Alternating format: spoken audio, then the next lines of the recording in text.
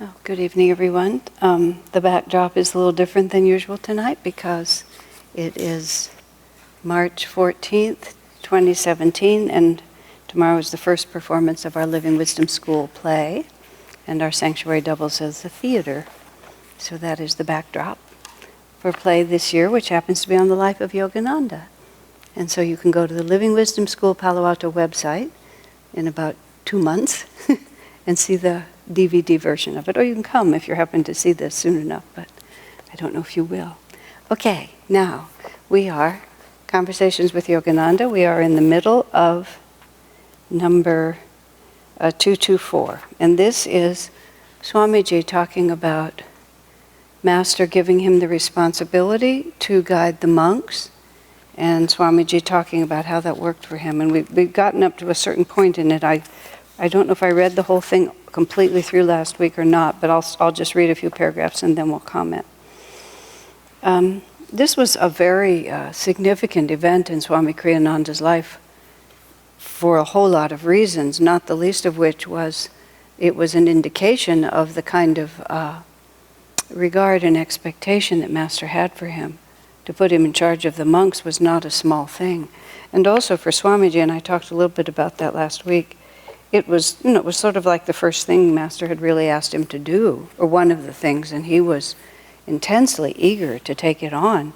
But it was a project of overwhelming proportions, because in all the years that Master had been in America, as we talked about last week, the monks had never been organized. Master bought Mount Washington, had to pay the mortgage on it, and had to support everyone, and he just rented rooms. I mean, you sort of see 50 or 70 years later, you see everything all worked out, and you don't realize, unless you have an understanding of how things are accomplished, that it doesn't start like that. It starts with just making it happen in any way at all that you can make it happen, and that's how Master was. He was, just think about it. In 1925, he bought Mount Washington in Los Angeles. There were no Indian Swamis, or just a few. There was a few from the Ramakrishna order also in Los Angeles. He was quite a phenomenon in America, traveling around the country, giving lectures. But while he was traveling around, he was sending money back to Mount Washington, and his boyhood friend, Ananda, whom he'd brought from India to take care of it, who was a very charismatic and spiritually advanced person, became enamored of many things, and misspent all the money. So he's there, he has to support this. And as I said last week, in India, the Guru is supported by the disciples. In America, the Guru supports the disciples. I mean, he would lament that on many occasions. So he just had to figure out a way to make it work. And all those rooms were rent. So even though he was there obviously to work with those who were willing to be worked with, and he was acting on an extremely subtle level, attracting and bringing people together, there was also an enormous level of chaos that just, as Swami said, it remained a hotel for a long time. People were checking in and checking out. So Swami comes, and by the time Swami's there, I mean, the autobiography was just published. You have to realize Master arrived in the US in 1920, and he published the autobiography 26 years later. And during that time, Master did speak of himself, but not that much. I mean, not as much as they learned when that book was published, and even the book doesn't tell you that much about his consciousness, but it tells you more. But Swami coming around that time really marked a shift, because it was the beginning of the end of Master's life, really. And so he was putting things into position, including, indicating things for the future. When Roy Union Davis, for example, was just 18 years old, Master authorized him to give Kriya and made him a minister.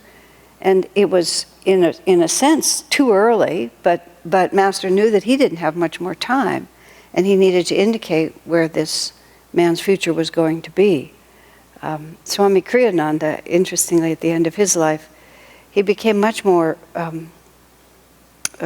blunt-spoken, might be the right word.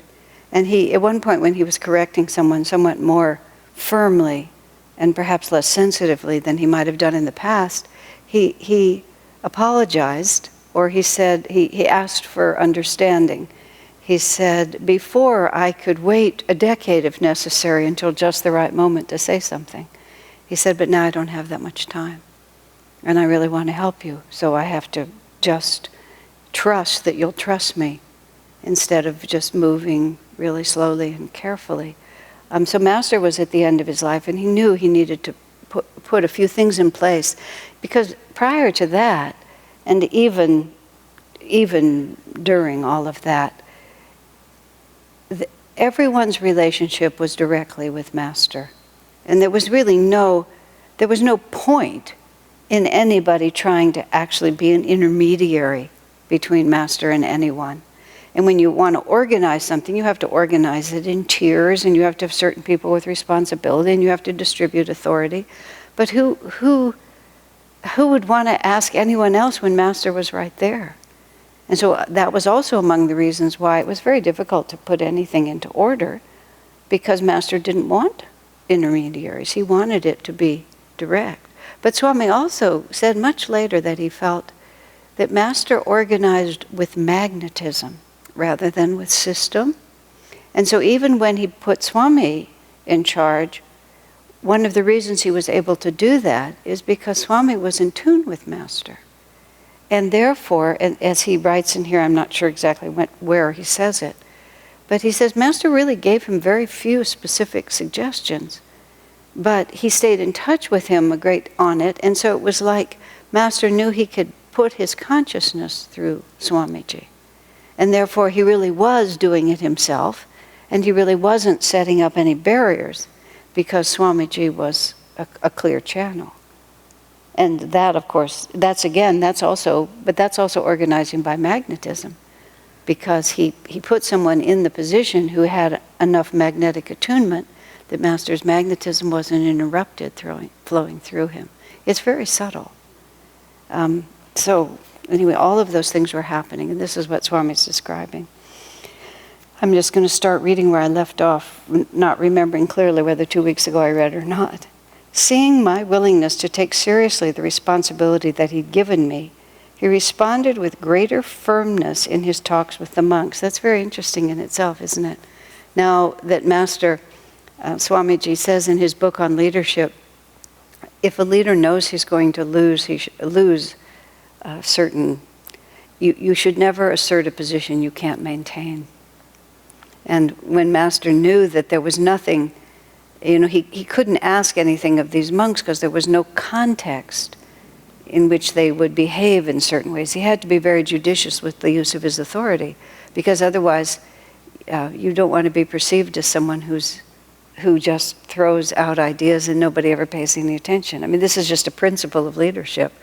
I know on many occasions myself, even if a position I knew might be valid, I knew that I had no chance of winning or enforcing it. And so you don't want to be perceived as a loser or as ineffectual, so you just let it pass. And so Master knew there was no point in demanding certain behaviors of the men there, because he himself wasn't going to be in a position to enforce it, and if they weren't enough in tune with it, he couldn't hold them to it. He had too many other things to take care of. But now that Kriyananda was there to constantly be the magnet, Master could be, as he says right here, much more firm with the monks. In other words, have them live something that looked a little more like a monastic lifestyle. Swami writes in here that they were surprised that some of them would go out dancing on Saturday night and couldn't even think about why that was a contradiction. Because bear in mind, all this was completely new. They weren't Catholics. There was no 100-year tradition. They were just living in this ashram. What did they know at that point? As nearly as I can tell, it was at this time that he began to insist earnestly on such hardships as not going downtown on a mere whim and living in other ways a more truly monastic way of life. I had seen too many men leave the ashram during that year of testing, 1950. And Master was 2 years away from his departure, so he had to get it in order, and grieved deeply over the fact. I determined to do all, therefore, that was in my power to ensure a more coherent way of life for those who remained. I was struck by that word, coherent. It was Swami is so careful when he writes. What was he really trying to ensure for them? He doesn't say the word strict. He doesn't even say the word renunciate. He just says coherent. Just a life that made sense, that hung together, that wasn't just sort of random, that was consistent all the way through. I can see Swami because I know how he would write. He would say that, what was it I was really trying to create for them? And they would come up with the word coherent. Just harmonious, integrated, consistent with the ideals that they were trying to live. And it's just, a choice of word like that also, it helps those who are trying to do it. What am I actually trying to do here? Because sometimes we get too much caught up on the superficial side of it. And we have to act, what makes an integrated whole here? What am I really trying to create? I have thoughts about that in later ones. I don't know if we'll get to it tonight. A more coherent way of life for those who remained and for those who would come in the future. I instituted daily group meditations, weekly classes, and set in motion other rules, always insisting that I was doing so only on Master's behalf.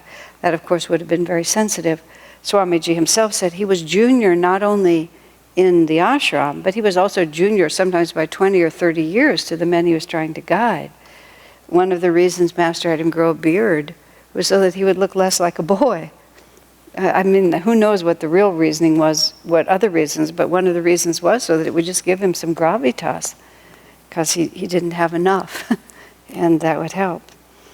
The Master supported me in my efforts. Even so, the task proved somewhat difficult and not wholly popular.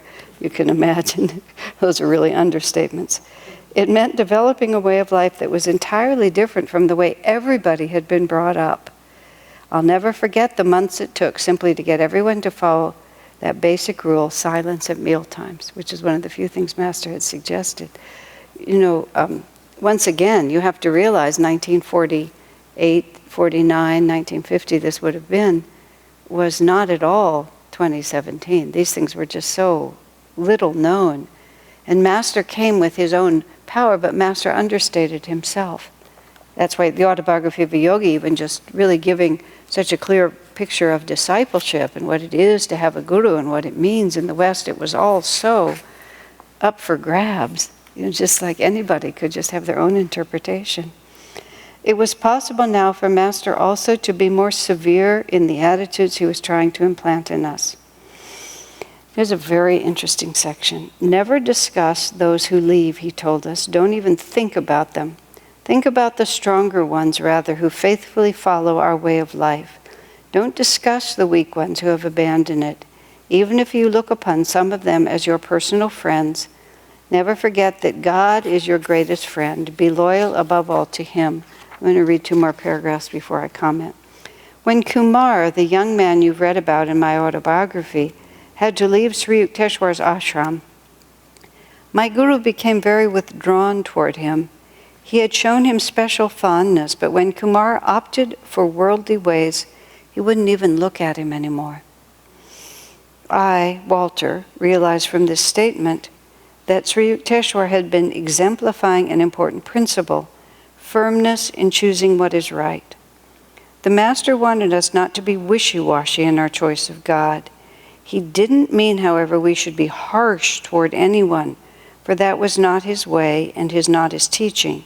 He did want us, however, not to be specially sympathetic toward worldly attitudes, or toward those who embrace those attitudes, for in that sympathy we might expose ourselves to delusion.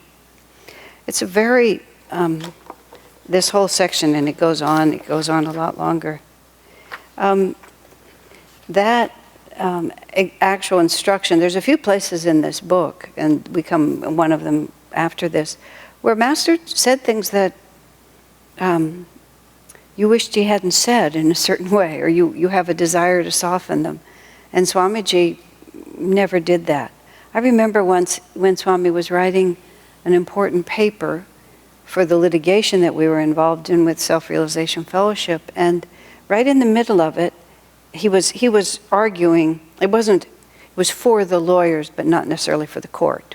He spent a lot of time explaining things for the lawyers to get the principles in order and get clarity about exactly what we were supposed to be doing in terms of defending ourselves. It was consistent with Master's teachings. And then, of course, they would turn it into, that sort of dehumanized, lifeless language that they have to use in court.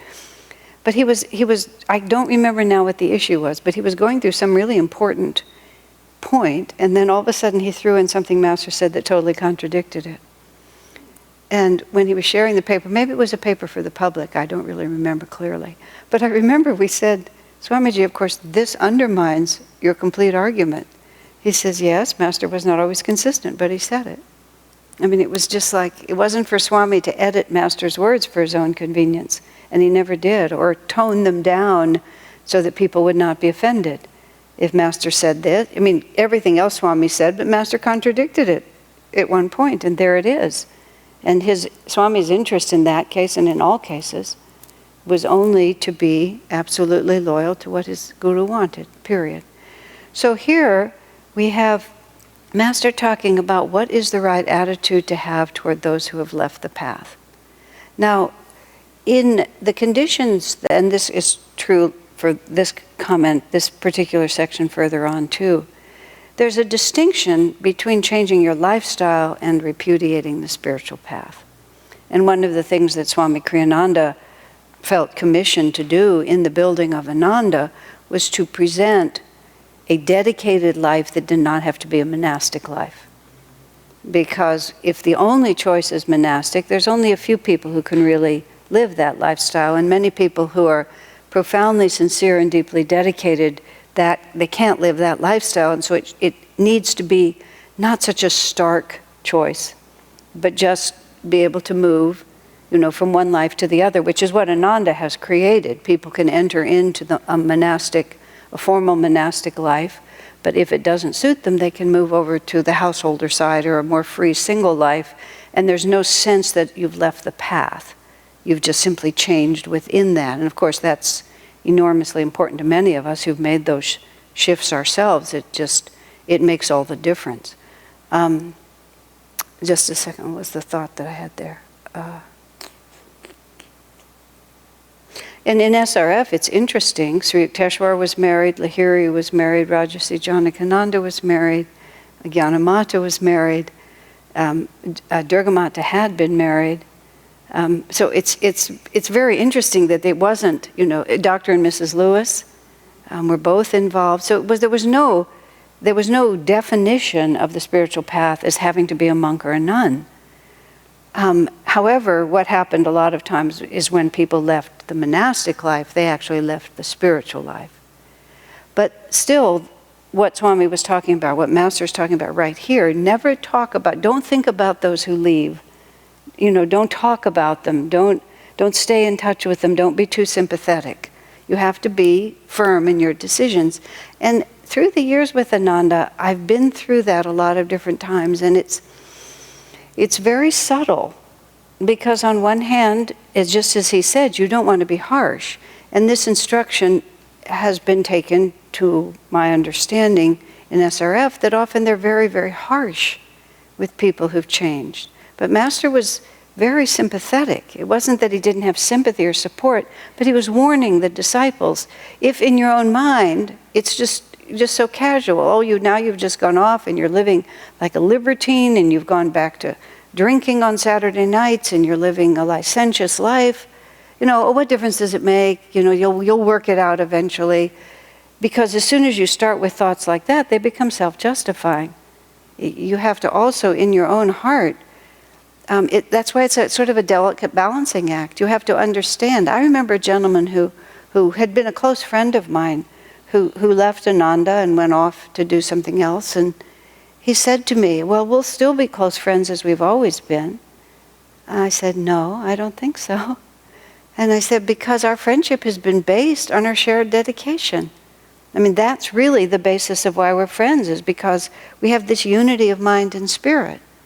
And if you really, and in that case he did, if you just repudiate this life and go off, and your interests and your energy go in directions that I have absolutely no interest in, developing your business or rooting for your sports team or, getting a new car and getting another new car. It's like, what's going to make us friends?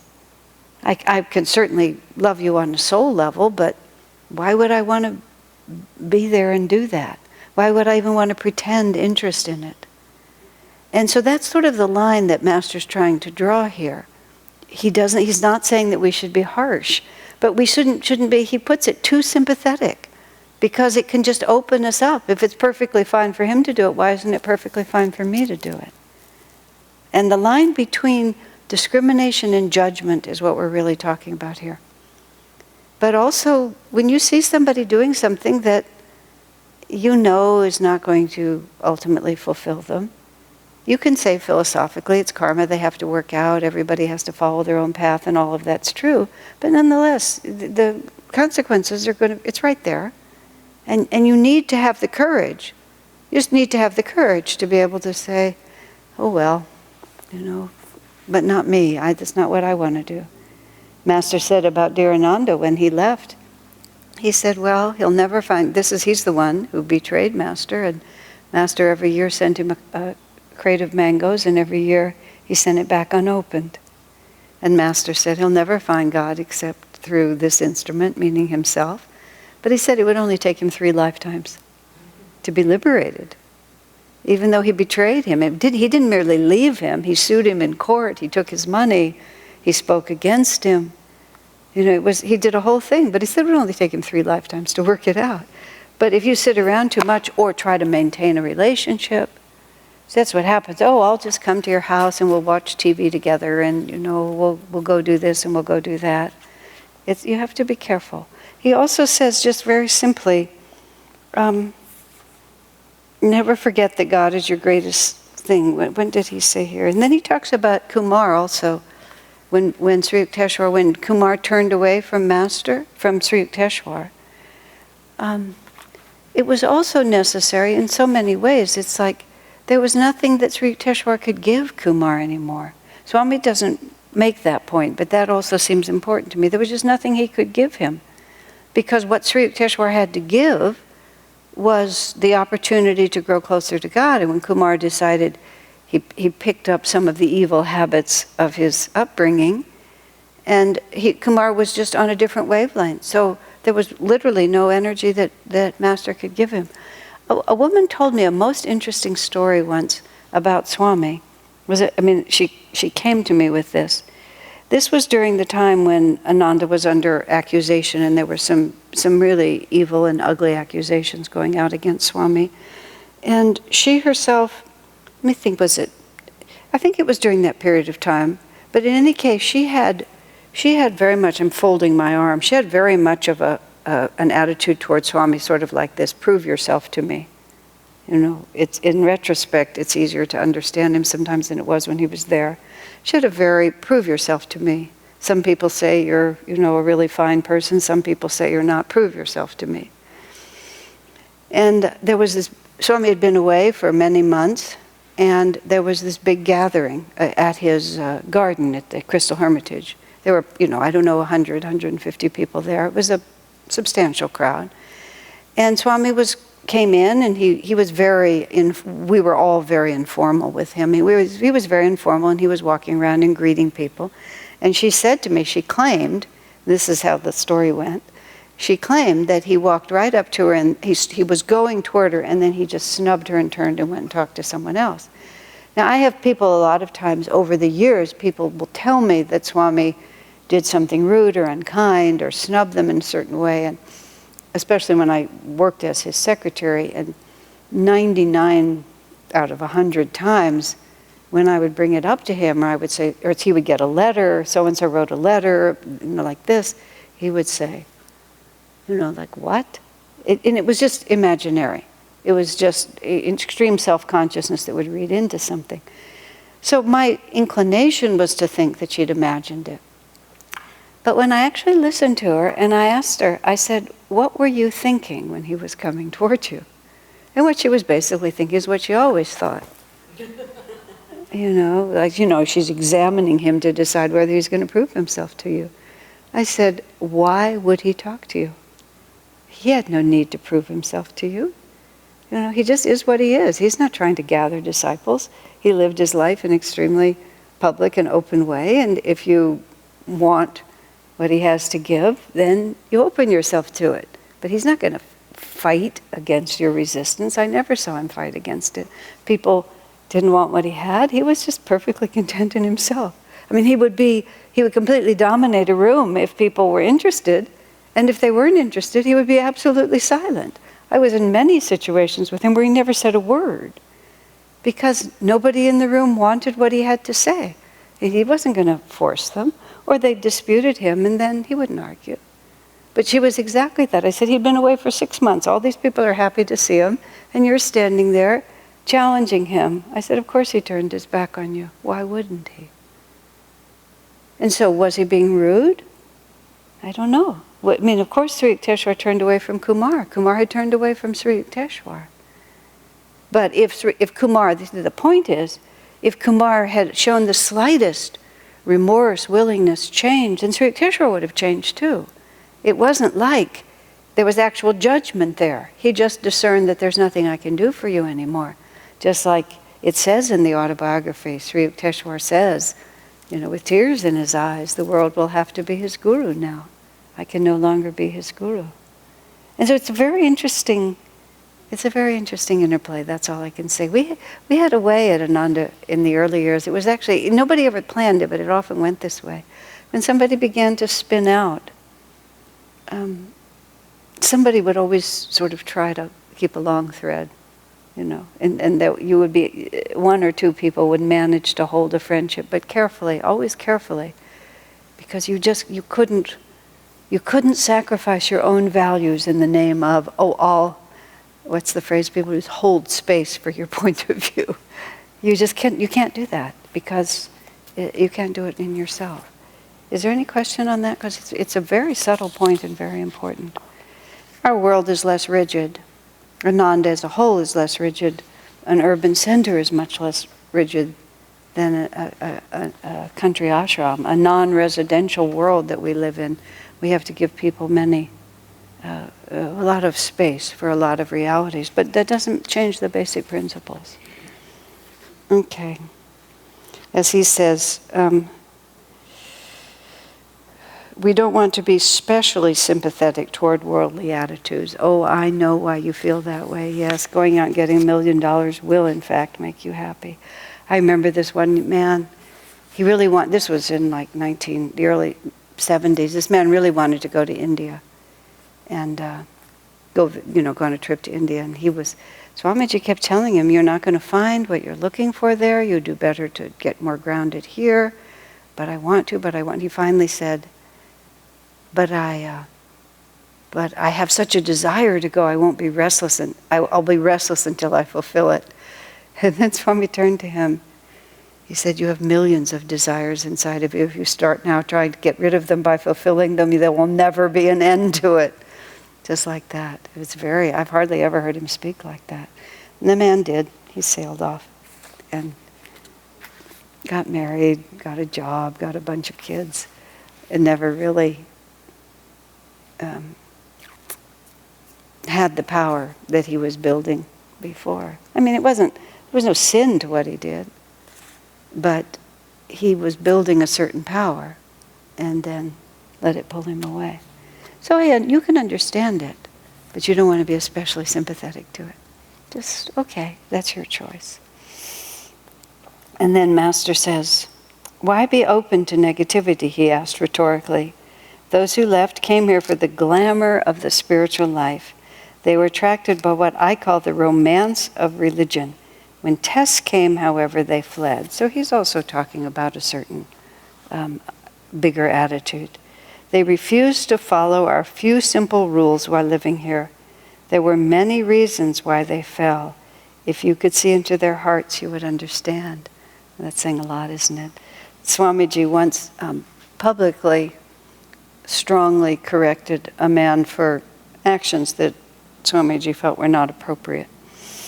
And later, someone else took big issue with Swamiji for how, you embarrassed him. Why did you speak to him like that? Swami had two responses. The first was, when it happens to you, you can worry about it. And the second was, he said, to explain to you why I responded to him that way, what I would have to tell you more about him than you have any right to know. It was a very interesting answer, and I've always remembered it. So here's what he says, if you could see in their hearts, you would understand. I remember once when somebody was walking down the street with a big boombox on their shoulder, I think. Remember the time when people did that? I date myself by saying those big things. And I'm not sure what exactly I commented, but I said something about what it was like. And Swami said to me, oh, if you could see their karma. Just like that. I said something like, they seem like reasonable people. Oh, if you could see their karma, he said. Wow. So you just don't know. And so Master would see that. But the other side of it is you see Master welcome them. Even if he understood why they fell, he also was willing to give them. As long as they were sincerely trying, he would respond. And only when they closed the door to him did he send them on their way. The world must be your guru for now. Some of these things the Master may have said for my sake, and that you always have to take that into account. Whenever anybody tells me what Swami said about so-and-so, I said, who was in the room and what was the context? Because you have to know who he was talking to before you have any idea what it actually meant. Because one, he could contradict himself depending on who he was talking to. And also he was always aware of the karma in the room, and he would respond to the karma. So some of these things the Master may have said for my sake, for it had caused me great suffering to see so many leave a way of life that to me seemed in every way right. So Master was trying to say to him, it's not all your responsibility. If you could see who these people were, then you would realize that nothing you did would have really made a difference. That's something that every person who endeavors to help people spiritually, you have to come to some point of balance between being willing to give your all and take as much responsibility as you can for helping people, and then also completely recognizing that people have their own karma and there's nothing you can do about it. When Swamiji had a meeting once of those of us who were just starting out in the ministry, would have been the late 70s or the 80s, and people were starting centers here and there, and there was just a lot of attrition. People would come and with so much enthusiasm, and then in a short period of time they would vaporize. And you couldn't help but feel, if you were the responsible person, that somehow it was your doing. And that was a recipe for disaster and neuroses, and so he had to sort of try to deal with that. And first he said, I remember it very vividly, he said, only a few people have lifelong spiritual karma. And he said, most people just have a little. And so, and he said, and they'll be totally enthusiastic and engaged during that time. But then he said it's a bit like a straw fire. It'll burn hot, but then the fuel will just be gone. And they'll just go on to something else because they don't really have that destiny yet. And he said you just can't take it personally when people's karma just moves them. Now, of course, we don't have to be passive victims of fate. The way we respond makes a big difference. So it's a fine line, but nonetheless, I remember this man came to me. The things that people say, sometimes it's really quite fun. He came to me and he said, many people find you inspiring, he said, but I don't. I said, oh, you poor soul. That was years ago too, and I was practically the only one who did anything. Oh, I said, you poor man. I talk all the time. You have no choice. You have to listen to me all the time. It must be awful for you. And I mean, what can I say? It's like, I do the best I can, but I'm not responsible for your spiritual life merely because I'm in this position. It's just, fortunately also, here in this environment, I'm the big voice, but I'm not the only choice you have. Maybe you can move. I mean, what can I say? You want the microphone? Yes, Karen. I'm thinking about the story, and I don't remember the details of it, but there was a man who was he had an alcoholic life, and yet he was practicing Kriya, and so he would do a few Kriyas and have a drink, right? And back and forth like this. And was this during the time of Master? It was during Master's life. It was the story about one of Master's direct disciples, as it's told. And so I mean, I just think about that, that's so extraordinary that he was able to accept him and encourage him in his spiritual pursuits, even as he was struggling with this other side of life. And that for us, when we can't see someone's karma like that, I think it's really subtle. As you say, it's a very fine line to know, when do we encourage someone, or when do we drop it? And, the only thing I can think for myself is just to try to remain as much as possible without judgment. Well, you want to be without judgment, but not without discrimination. Because I hear people just being inappropriate in the name of not being judgmental. That being judgmental is when you think ill of someone, or you become harsh toward them. But to discriminate and realize that this person is just on a trajectory that I don't have the power to reverse, and his company or her company pulls me down and threatens what's important to me. And then you have to have the discrimination and the humility to realize that I can't help you. Your worldliness is bigger than my spirituality, and my spirituality is too weak to expose itself to your worldliness. And that's the discrimination that's extremely important. And the way you learn these things is by making mistakes. You go too far with someone, and then you just realize that this is just not appropriate. They're just trying to take me to their world. They're not really interested in coming back to my world. And this phrase that I do hear, that you have to hear everybody, you have to give everybody a place, the phrase I hear is hold space. No, actually you don't. If they're really somewhere that you don't want to be, you need to separate them. The last thing you need to do is to hold your aura open to them. And sometimes you do it very kindly. I mean, I remember people coming to me at different times, many different times, and they present issues to me. But, I'll think of a specific example not too long ago. This person presented this whole point of view to me, and it was a psychologically sound point of view. I mean, according to the psychological input, the counselor, the this. I said, well, if you want to be guided by that counselor, then that counselor is telling you exactly what to do. And I have nothing to say. You've come to me. I have something else to say, but if you want that, that's yours. And the person thought about it for a minute and said, well, I am sitting in front of you and I did want your opinion. I said, well, I think that advice is terrible from a spiritual point of view. It's valid if you want to strengthen your ego, and it's terrible if you want to overcome your ego. But that's not up to me to say. But I didn't hold space for where that person was going because it was utterly insincere of me to do so. But I wasn't judgmental. I was just very clear. It's perfectly valid if that's where you are. But don't ask me to endorse it. How could I? And that's the balance point. But you can do that, and I have in my life done that very judgmentally. But over the last decades, I've had that beaten out of me. And now I can be very completely impersonally supportive, but I can't be sincere.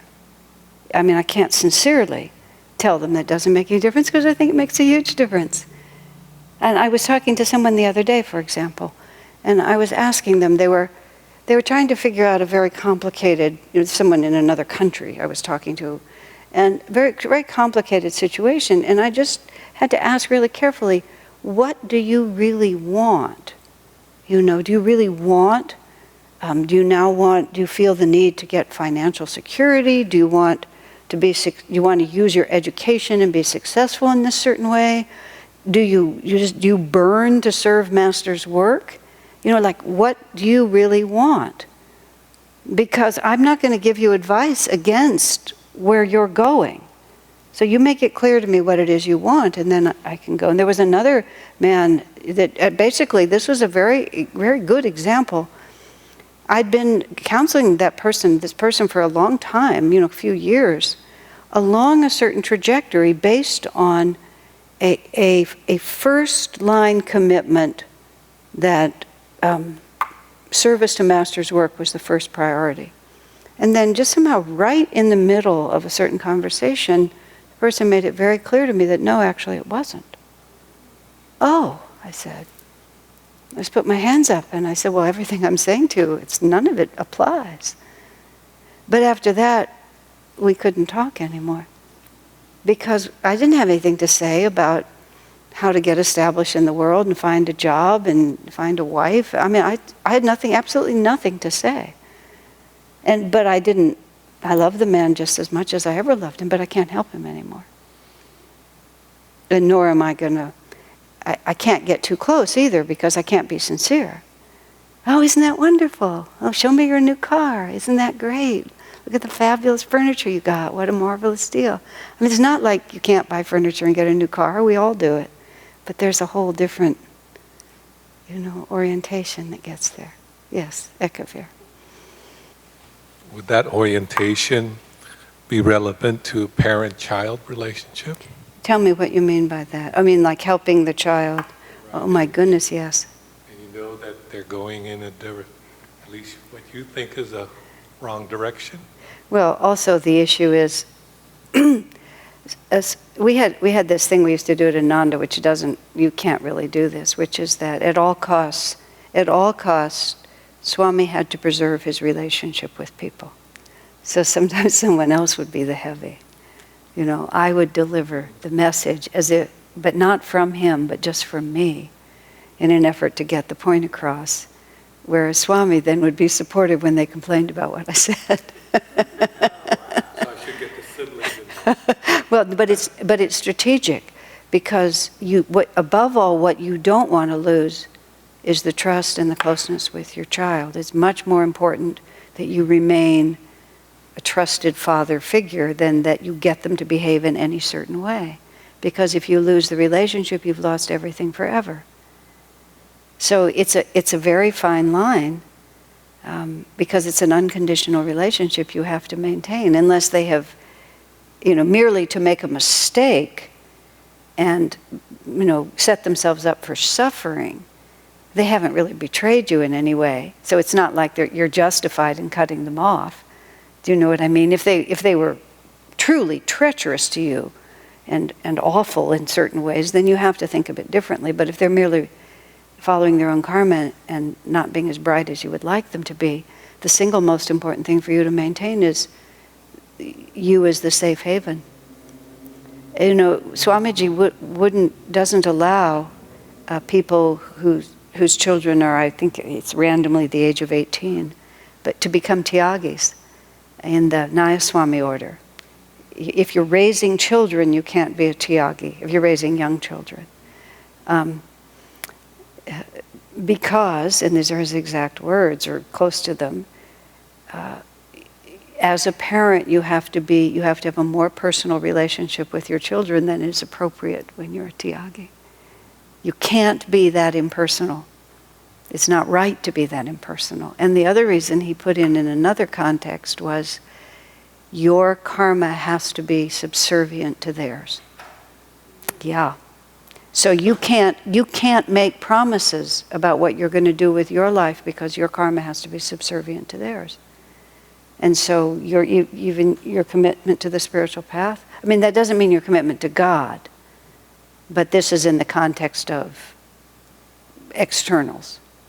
You can't promise externals because they have to take precedence over you.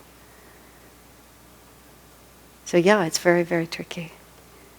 But you can still know, see, there's a difference between what you may know inside yourself and also what you present. You may know inside yourself that your child is going down a disastrous route, but they need you to be in their corner cheering them on. And so it's just very tricky. And you just don't know. They're not yours. as Swamiji said, every soul has its own destiny and its own karma. And you just provided a physical vehicle for that soul to have its destiny and its karma. I mean, that's your relationship with them. As soon as their body dies or your body dies, this relationship as this in this form doesn't exist anymore. Your true relationship with them could continue. But this relationship is just based on, the facilitating their physical incarnation. But they're really just, there they are. How can I help you? What do you need? How can I help you?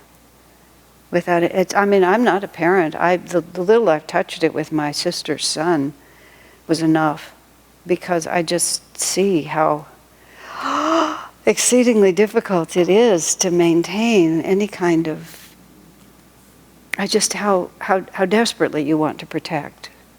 And I have a parental relationship with a few people who are generationally could be my children. This one friend of mine, I said, I have because I was being very generous to them, this couple, and I said, I have such a desire to provide for you. I said, if I were wealthy, I would give you so much money. Oh, she said, too bad you're not. But it's just that feeling of just, I have to restrain myself because it's not appropriate, plus I can't afford it. But it's just like, you want to give them everything. So that's part of the enormous discipline of parenting, is to discriminate without judging, to maintain the relationship. It's just incredibly challenging. Thank you. I've done it enough incarnations. I don't need to do it again. I'll just have one nephew, that's enough.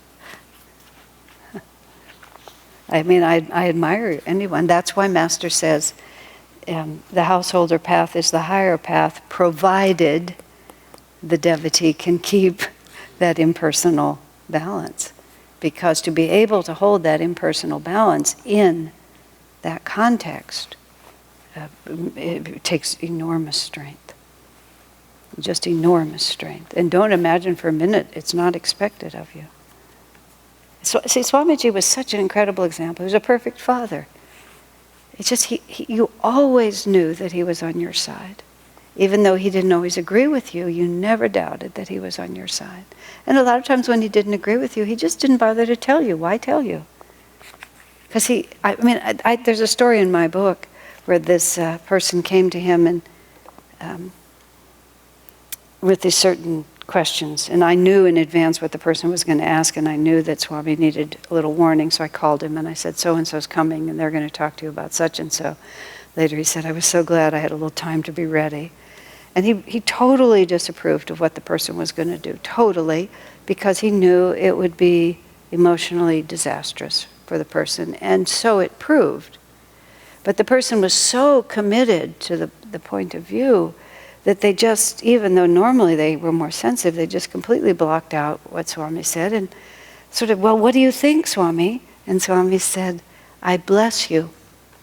And the person walked out of the room saying, he blesses what I'm going to do. No, that's not what he said. The editor wasn't listening. I'm the editor, I heard it. He did not at all bless the action, and it proved to be a disaster. But he blessed the person, and it was totally sincere, because he wasn't afraid. Now here's the key. You see, he wasn't afraid for any of us to have our own lives. He wasn't afraid for us to learn by suffering. He would prefer to spare us because he loved us, but he wasn't afraid. And he didn't judge us for being idiots either. It's just, well, there you are. And that's what the parent has to do. They have to be not afraid, and they have to not judge. That's how you preserve the relationship. Well, let's take a little bit of a break. So, did we have any questions or comments? Are we where we need to be? All right. So, I could envision only unhappiness ahead for those who had turned away, and I sorrowed for their sake. You have to realize, remember how desperate Swamiji was to come to Master, and how extraordinarily, completely, utterly devoted he was from the first moment. So it was also Swami himself being trained, just in the way we're discussing, how much can you help people? Swami said, I know that not everybody in the world can get on the spiritual path, but it serves me to think if I just explain it well enough, they will. And so that motivated him. He was always looking for a new approach, take it from the angle of leadership, from children, from marriage, from art. If I just can explain it well enough from the right angle, everybody will get on this path. And so that was how he was. And so when he said Master was talking to him for his own sake, that was a very serious comment, because it was extremely important training for Swamiji, for him to come into a balance point this way, because he has had such a big work and he's helped tens of thousands of people all over the world, and many of them, he's been in personal contact with so many people. And so he really had to understand, in many ways, you see, of all the monks in the room, it was Swami that really counted, because the investment in Swami was the investment that was going to really make it happen. Whereas this man passing through and that man passing through, their capacity to take from Master was so much less. And so their Master would give them what they could take, but then he would give the energy where it would go. Swamiji even says in the path that even though his desire when he was with Master was to sit in the back and close his eyes, he says in there that when Master would talk, he tended to address his remarks directly at Swami, because that was what counted. The others were secondary.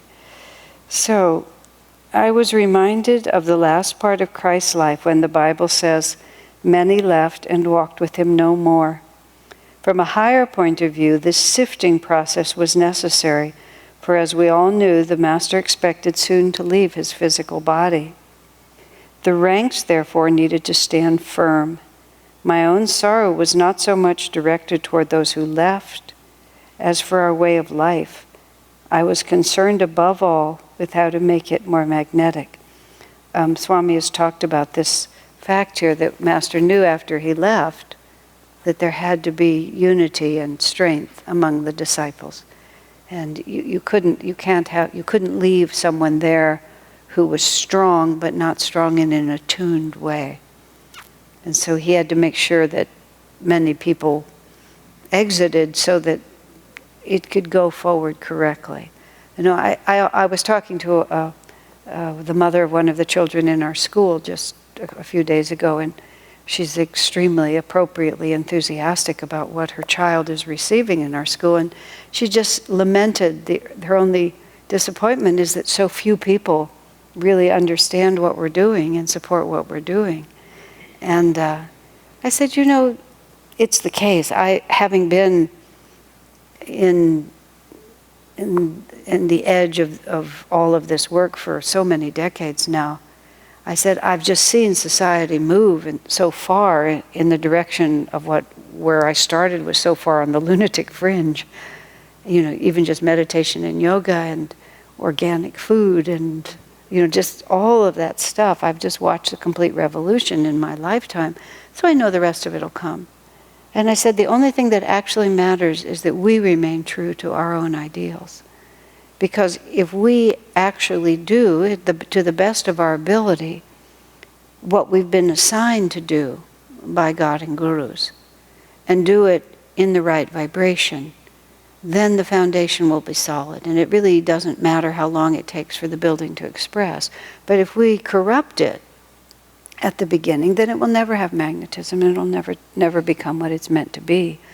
And so when a great master's leaving their body, like Christ, when he was leaving, when he knew his time was coming, he made it very difficult for those who were not completely clear to stay with him. Because heavens, they had hundreds of years, several hundred years of persecution and difficulty and marginalization and assault and conflict. I mean, when he died, they were all Jews. But by the time that generation, the generation of disciples had passed, the Jews, as Jews, they had been expelled. I mean, that was huge for them to have been expelled from Judaism. And so they had to have, as disciples of Christ, they had to really know what they were doing in order to live through that. and remain loyal to it and not become confused. But because they did, Christianity was able to become. I mean, it's been lost to the institution now, but nonetheless, the power of Christianity is still there. There's Padre Pio, there's Mother Teresa, there's great saints in Christianity to this day, because the first generations were absolutely loyal to it. They didn't compromise. Swami said that the worst day was when Constantine made everyone a Christian, because from that point on you were just born into it. You didn't really have to choose it, and nobody challenged you, so you could just call yourself that, and it didn't make any difference anymore. And so we're in a position here with our responsibility for Master's work where, we could be more popular, we could have more people coming, we still do our best, but it really doesn't make any difference as long as we're true.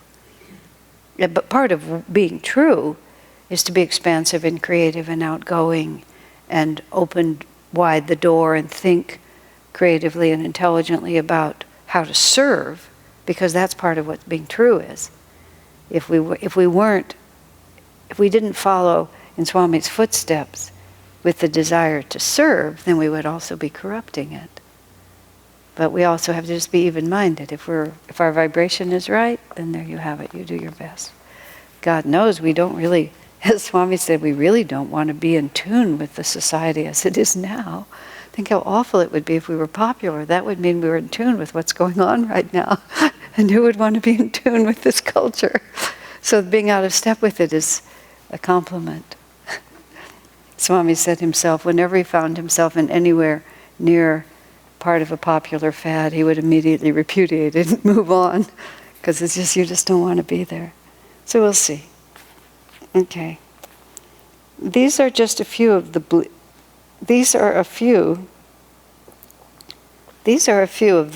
bleaker realities of the spiritual life.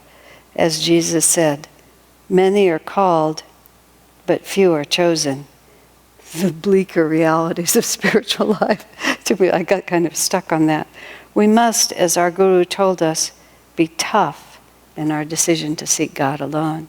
See, this is the difference between those who come for the romance, Master called it. When the first test comes, they're gone.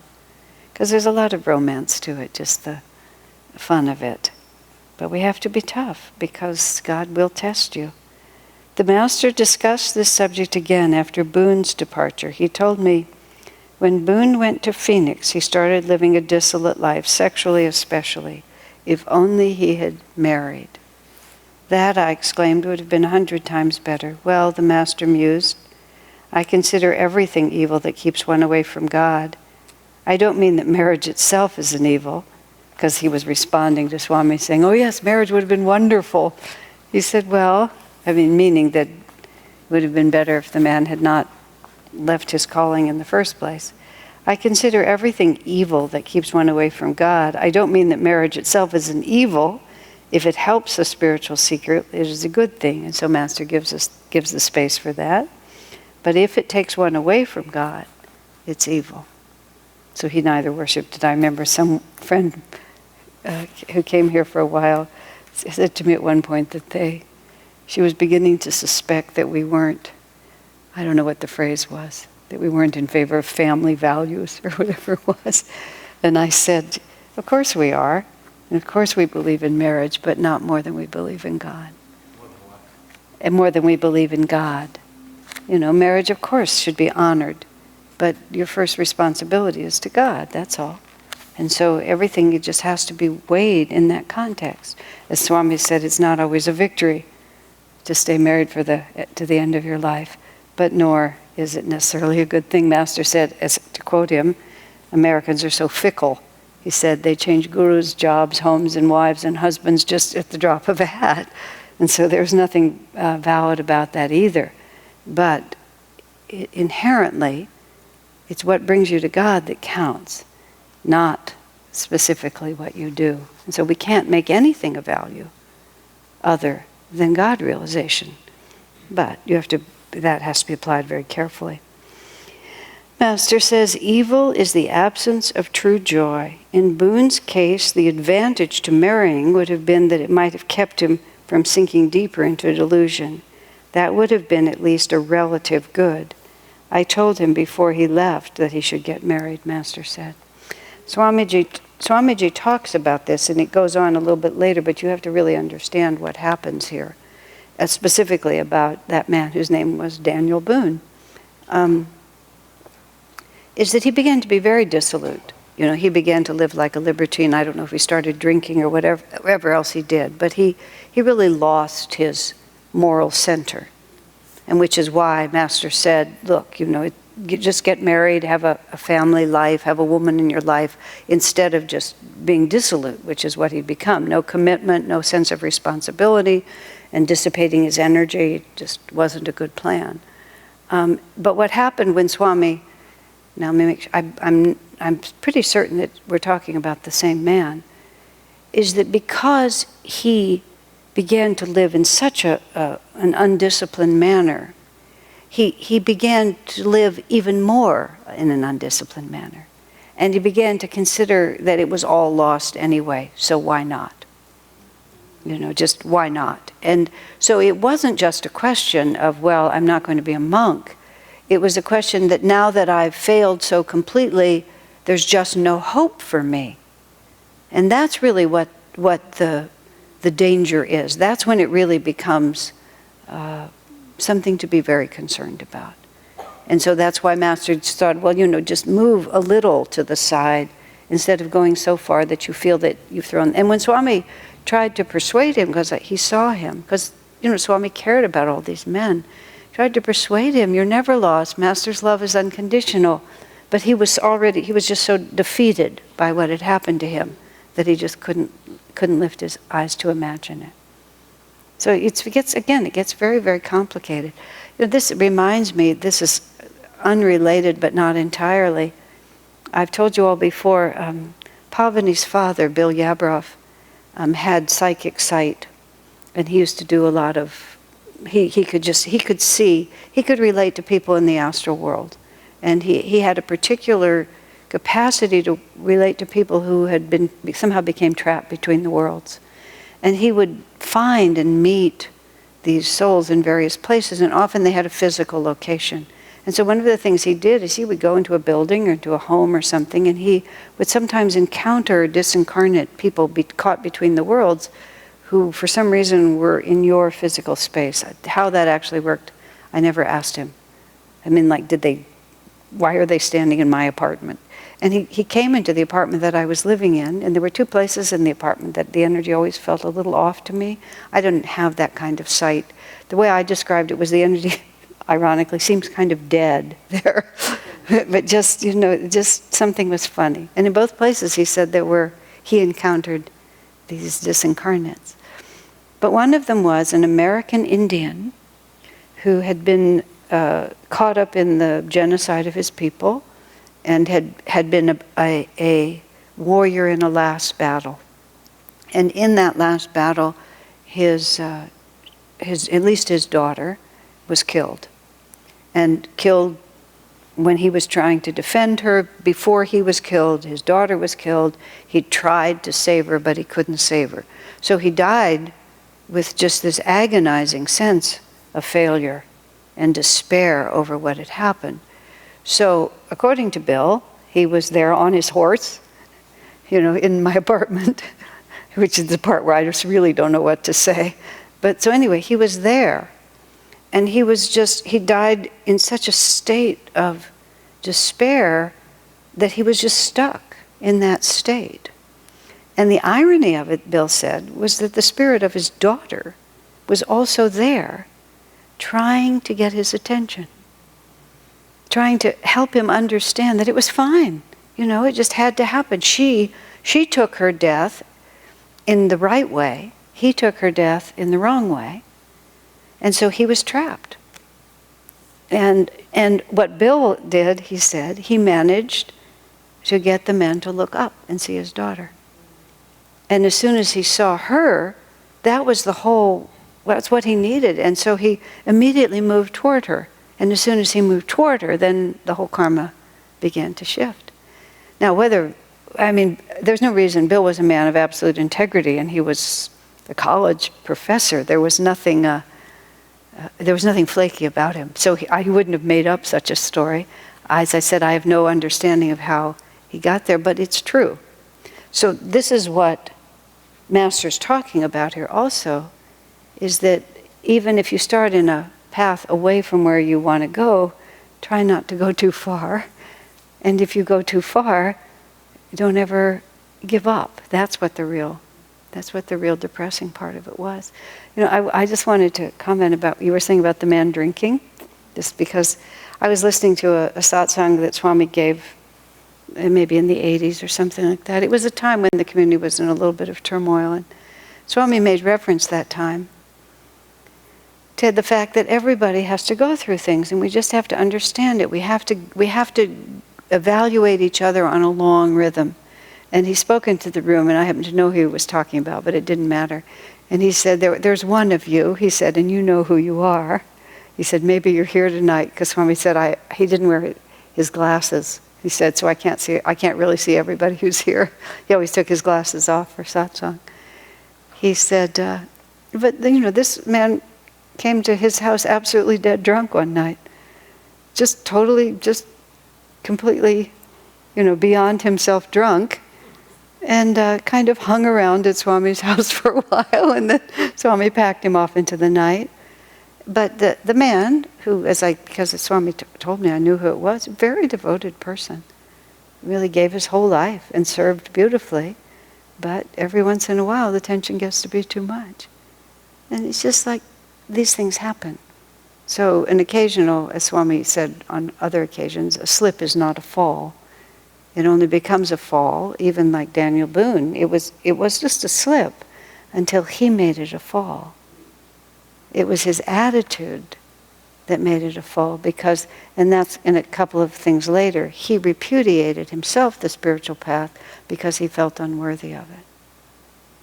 And that's far worse than any dissipation. Dissipation just comes and goes. But if you lose hope, or faith in yourself, or faith in the Guru, then you have a real problem. That takes much longer. Worship his mistake.